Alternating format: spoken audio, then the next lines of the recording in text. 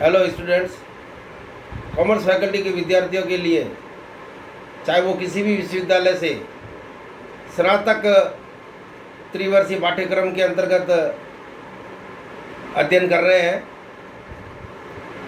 तो वे अपने optional subject accounting, business administration और EAFM इन 3 महत्वपूर्ण ग्रुप के बारे में शिक्षा अर्जन करते हैं। इसी क्रम में EAFM सब्जेक्ट में सभी विद्यार्थियों के लिए आज अपन एक महत्वपूर्ण टूल देश की मौद्रिक नीति पर चर्चा करेंगे। मैं सह आचार्य संपत कुमार जैन, EAFM विभाग में राजकीय महाविद्यालय बाड़मेर, आज इस मौद्रिक नीति के ऊपर आपको महत्वपूर्ण जानकारी प्रदान करूंगा।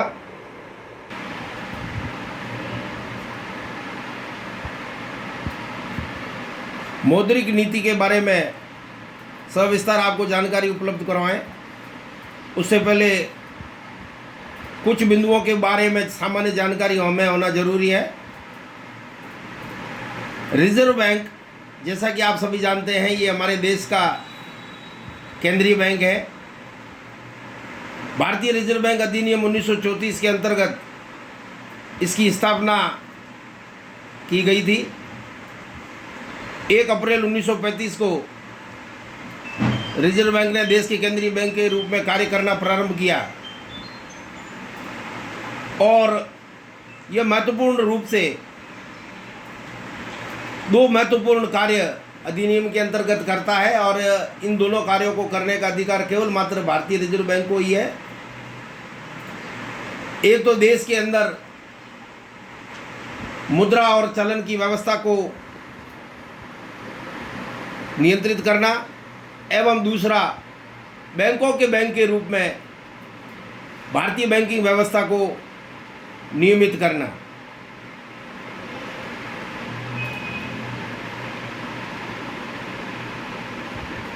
देश के व्यापारिक बैंक, जिन्हें वाणिज्यिक बैंक कहते हैं, यह रिजर्व बैंक की अनुसूची में सम्मिलित होते हैं, इसलिए इन्हें साधारण भाषा में शेड्यूल बैंक भी कहते हैं। रिजर्व बैंक अपनी मौद्रिक नीति के माध्यम से इन्हीं व्यापारिक बैंकों के द्वारा देश के अंदर इस महत्वपूर्ण मौद्रिक नीति के उपाय से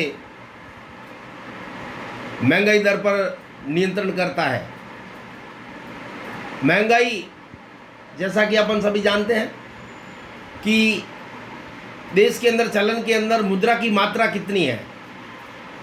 अगर मुद्रा की मात्रा ज़्यादा है, अधिक है, या उसमें वृद्धि की गई है और वस्तु और सेवाओं की कीमतें लगातार बढ़ रही है, तो इसे इन्फ्लेशन या महंगाई दर बढ़ना कहते हैं।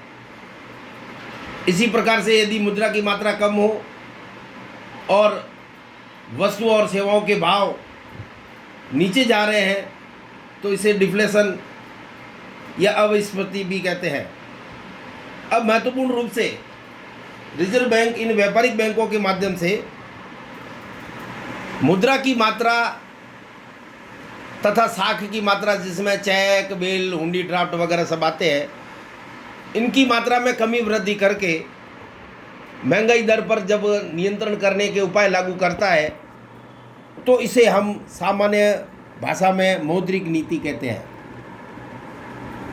भारत में रिजर्व बैंक वर्ष में 2 बार इस मौद्रिक नीति के उपायों की घोषणा करते हैं। प्रायः इसे सस्ती मुद्रा नीति और महंगी मुद्रा नीति भी कहा जा सकता है। अब अपन उन टूल्स के ऊपर चर्चा करेंगे जिनके द्वारा रिजर्व बैंक व्यापारिक बैंकों के माध्यम से इस मौद्रिक नीति के इन उपायों को लागू करता है। इसमें सबसे पहला है इन उपायों में सबसे पहला है बैंक दर। यह बैंक दर रिजर्व बैंक और व्यापारिक बैंकों के मध्य ही लागू रहती है। यह दर वह दर होती है जिस पर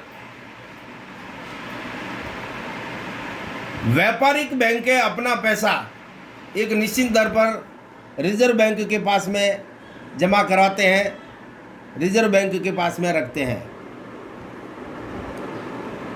वर्तमान में बैंक दर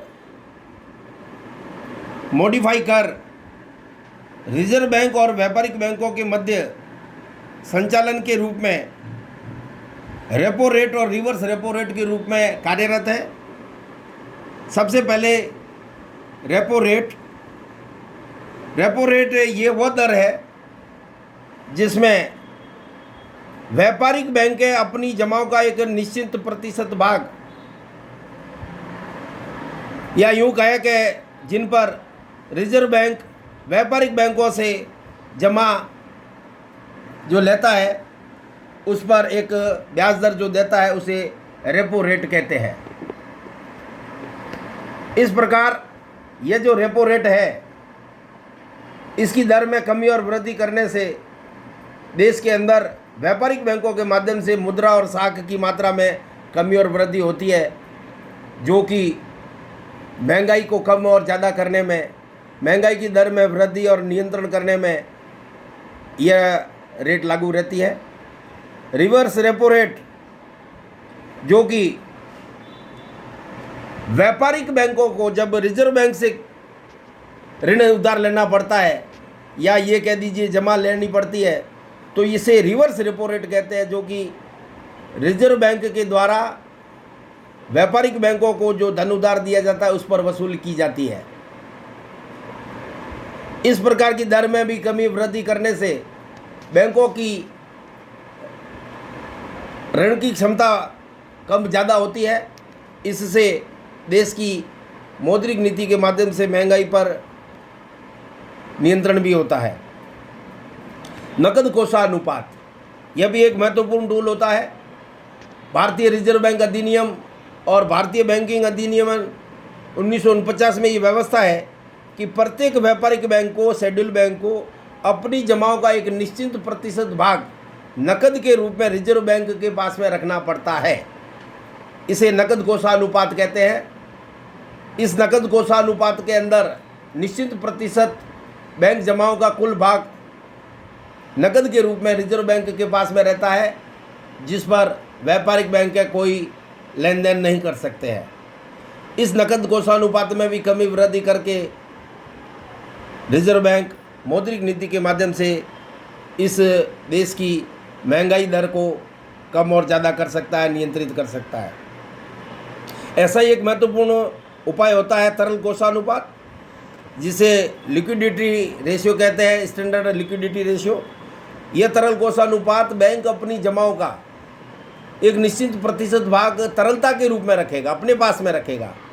जितने भी व्यापारिक बैंक हैं इन्हें अपने कोषों का, अपनी जमाओं का एक निश्चित प्रतिशत भाग तरल कोष में रखना पड़ता है। जैसे वर्तमान के अंदर 17% अनुपात के अंदर यह तरल कोषानुपात अपने पास में रखना पड़ता है। इसके पीछे कारण ये रहता है कि बैंकें अपने ग्राहकों को जमाओं के रूप में स्वीकार करती है और ऋण भी देती है, तो एकदम सारे ग्राहक नहीं आ सकते, इसलिए कुछ भाग लिक्विडिटी के रूप में रखना पड़ता है। और यह निर्देशानुसार रिजर्व बैंक की नीति के अनुसार ही यह प्रतिशत कम ज़्यादा होता है।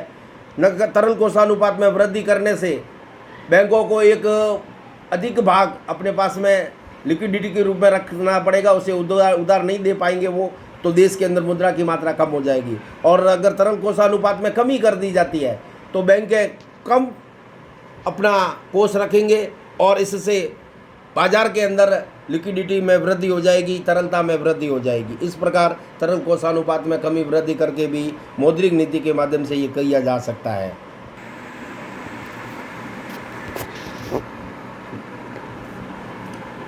ऐसा ही एक रिजर्व बैंक के पास में महत्वपूर्ण उपकरण होता है खुले बाजारों की प्रतिक्रिया। यह खुले बाजारों की प्रतिक्रिया रिजर्व बैंक के निर्देशानुसार होती है। रिजर्व बैंक मुद्रा बाजार और पूंजी बाजार में अपने नियंत्रित बैंकों को एवं वित्तीय विशिष्ट संगठन उपक्रमों को पूंजी बाजार के अंदर इस प्रकार के ऋण पत्र, शेयर और अन्य प्रतिभूतियां इत्यादि में निवेश करने के लिए कहती है।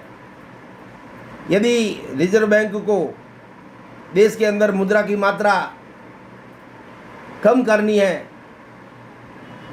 साख नियंत्रित करनी है, तो वह इन प्रकार के शेयरों को, डिबेंचरों को एवं अन्य प्रकार की सरकारी प्रतिभूतियों को खरीदने के लिए इन संस्थानों को, बैंकों को निर्देशित करती है। इससे बैंक इस प्रकार की प्रतिभूतियों में निवेश करते हैं, तो इससे निश्चित रूप से एक लिक्विडिटी है वह बाज़ार के अंदर कम हो जाती है और वह पैसा बाज़ार के अंदर आ जाता है। ऐसा ही खुले बाज़ारों की प्रतिक्रिया में प्रतिभूतियों को बेच करके भी मुद्रा की मात्रा के अंदर कमी की जा सकती है, साख में कमी की जा सकती है। एक अन्य महत्वपूर्ण उपकरण अभी हाल ही के दिनों में चल रहा है कि रिजर्व बैंक आकस्मिक अल्पकालीन ऋण व्यवस्था के अंतर्गत वाणिज्यिक बैंकों को अपने तरल कोषानुपात की गिरवी पर, मॉर्गेज पर मार्जिन ऋण देने की भी व्यवस्था करता है। क्योंकि तरल कोषानुपात में रखी गई तरलता व्यापारिक बैंकें परिचालन में काम में नहीं लेते हैं, तो ऐसी स्थिति में उस कोष के गिरवी पर, मार्जिन पर रिजर्व बैंक कुछ सीमा तक अल्पकालीन समय मांग के अनुसार बैंकों को ऋण उपलब्ध कराता है, तरलता उपलब्ध कराता है। इससे भी बाजार के अंदर मुद्रा की मात्रा के अंदर विस्तार होता है, या मार्जिन दर को कम करता है तो इस प्रकार विस्तार होता है, और यदि मार्जिन दर बढ़ाता है तो इस प्रकार मुद्रा की मात्रा में कमी भी आती है, तरलता में कमी भी आती है। कुल मिलाकर के ये जो उपकरण हैं, इन उपकरणों के द्वारा रिजर्व बैंक मौद्रिक नीति के अंदर समय समय पर इनकी समीक्षा करके, इन उपायों को लागू करके, इनमें परिवर्तन करके, और वह देश की मौद्रिक नीति जैसे महत्वपूर्ण उपकरण के द्वारा इन्फ्लेशन या डिफ्लेशन, महंगाई दर या अविस्फीति इत्यादि कई इसे अर्थव्यवस्था के अंदर कारकों को नियंत्रित करता है।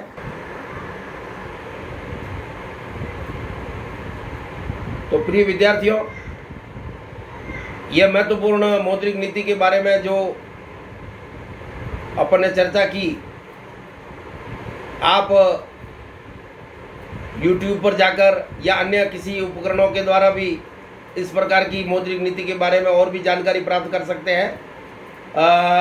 रिजर्व बैंक बुलेटिन है, हमारी पाठ्यक्रम की पुस्तकों के अंदर विशेष रूप से एस चांद के जो एडिशंस है उनके द्वारा, या एन अग्रवाल जो कि भारतीय अर्थव्यवस्था की प्रवृत्तियों पर बहुत ज़्यादा अपने विचार देते हैं, ऐसी पुस्तकों को आप संदर्भित पुस्तकों के रूप में भी अध्ययन कर सकते हैं। समय समय पर देश के जितने भी जर्नल्स हैं और मैगजीन हैं, इनमें भी, और आजकल जो हमारा मीडिया है वह भी इस संबंध में चर्चा आयोजित करता है, उनमें भी आप अपनी भागीदारी करके अपना ज्ञानवर्धन कर सकते हैं। निश्चित रूप से कॉमर्स के फैकल्टी के अंदर अध्ययन करने वाले विद्यार्थियों के लिए यह मौद्रिक नीति की चर्चा उपयोगी रहेगी, और आगे हम एक और भारतीय बजट व्यवस्था की संरचना पर शीघ्र ही आपके बीच में मैं कॉमर्स फैकल्टी के लिए, इन विद्यार्थियों के लिए एक उपयोगी सामग्री लेकर के उपस्थित रहूँगा। Thank you very much.